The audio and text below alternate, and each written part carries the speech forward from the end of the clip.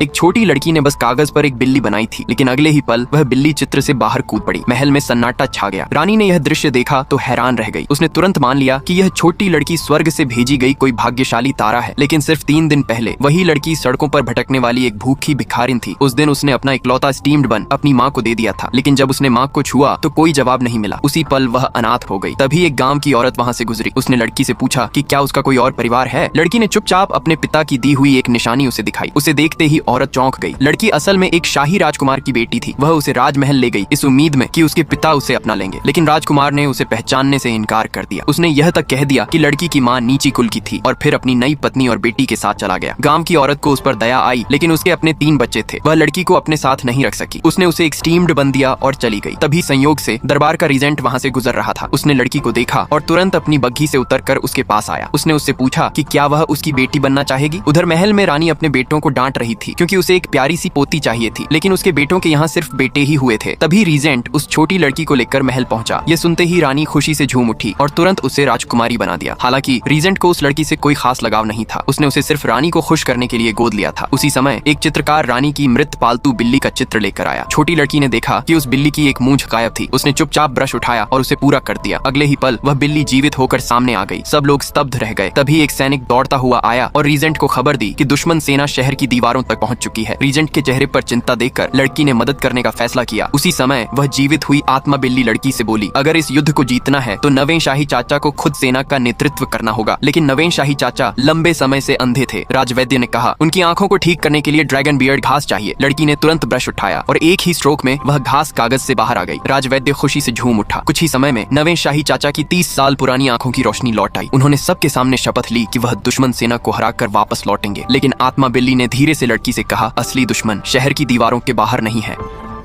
Part 2 के लिए channel को सब्सक्राइब करके कमेंट में पार्ट 2 लिख दो।